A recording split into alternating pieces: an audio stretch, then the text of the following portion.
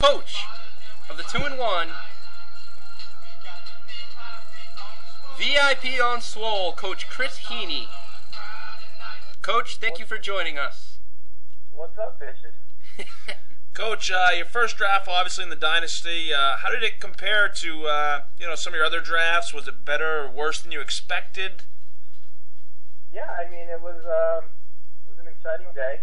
I was probably, I probably wasn't expecting so much elaborate detail that went into the pre-draft experience, but I loved every minute of it. A little embarrassed I got nerfed a couple of times, but I was probably 2, 3, 8 Bud Lights a little too deep at that point, so that stuff happened. Yeah, well, I want to ask you about the nerfing, but before that, I obviously with you being new and whatnot, and I know you play or have played in other leagues. How does the Dynasty, compare? How's the the league in general going for you so far?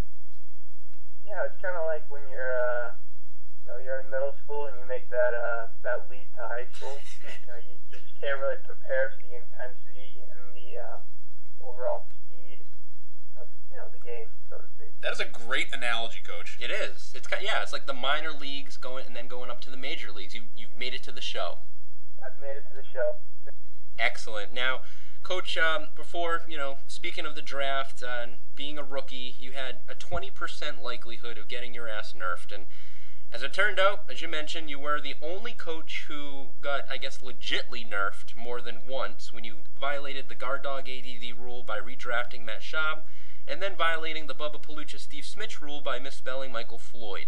Which, by the way, I had to look up myself when looking to ask you this question. Did you spell it with 2 D's? I think you spelled it with 2 F's. No?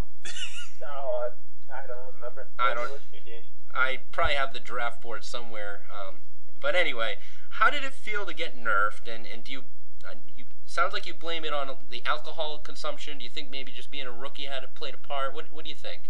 Yeah, it was a little bit of nerves. Getting up to that board, you don't know what to expect at that point.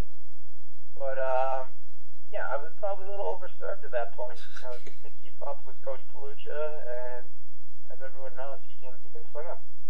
Right. Well, Coach, you got the number 1 receiving corpse right now, and heading into the season, the Dynasty odds makers pegged you to go 9-6, but just missed the playoffs. You've gotten off to a pretty impressive 2-1 start. Do the odds makers' predictions add any fuel to the fire or add any additional motivation for you?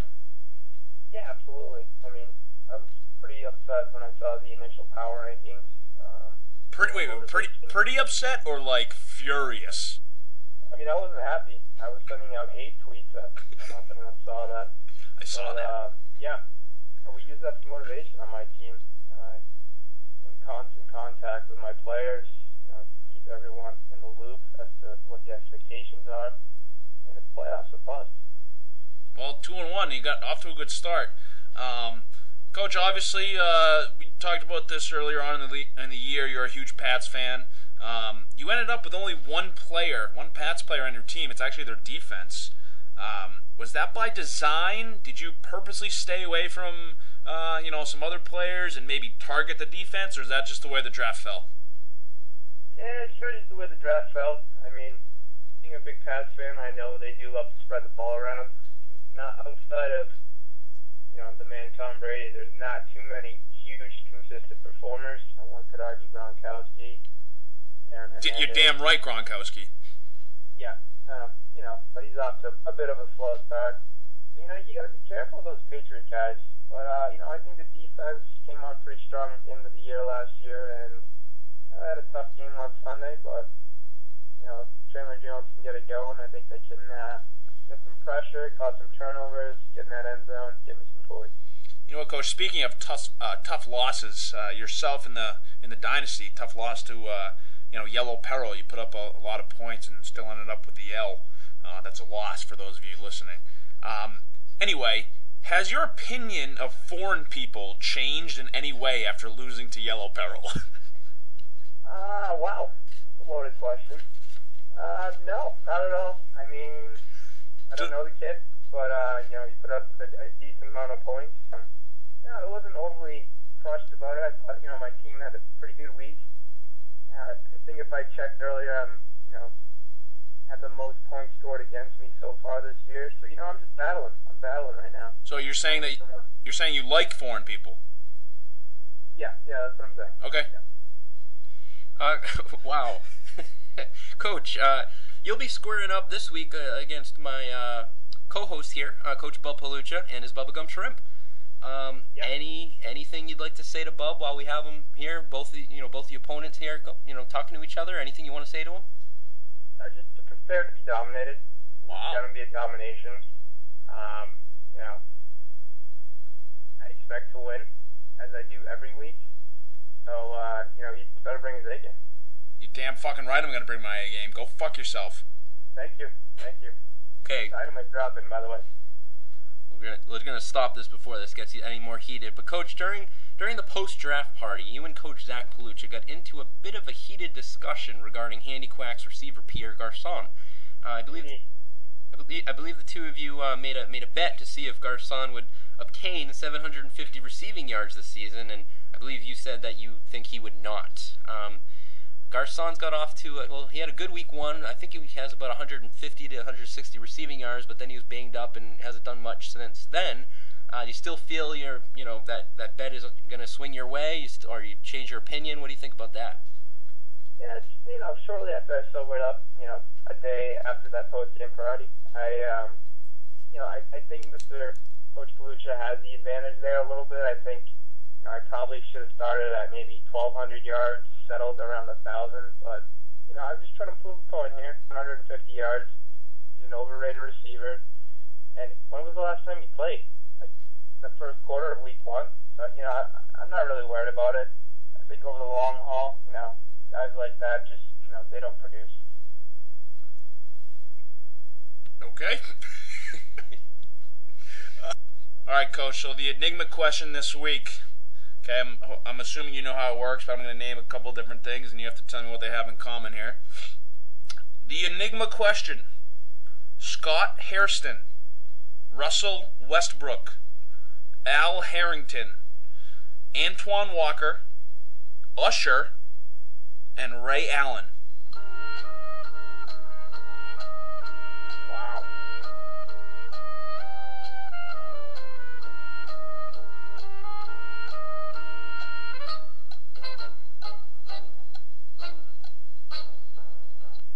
Do you have an answer, Coach? Lots of words here. I think it's probably people who spend too much money. I don't Antoine Walker, bro. I don't know.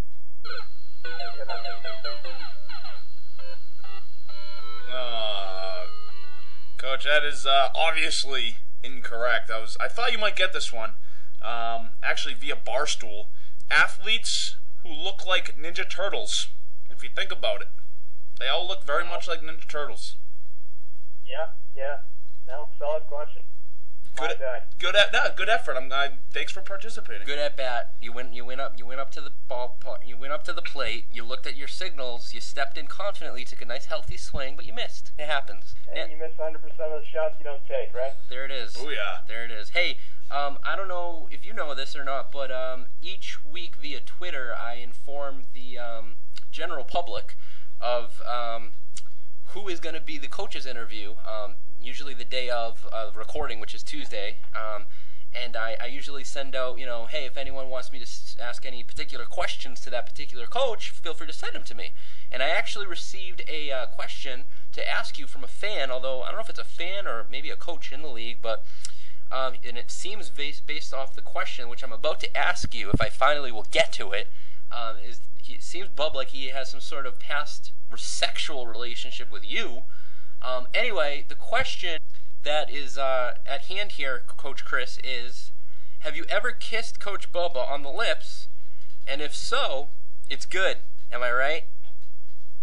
I mean, I don't know who told you that. Wow. How did that get out, Bub? It wasn't my fault.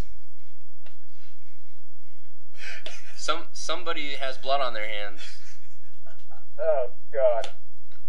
All right. Well, you know what? I'm gonna move on. We're gonna pretend like this never happened, Coach. Thank you so much for being on the show.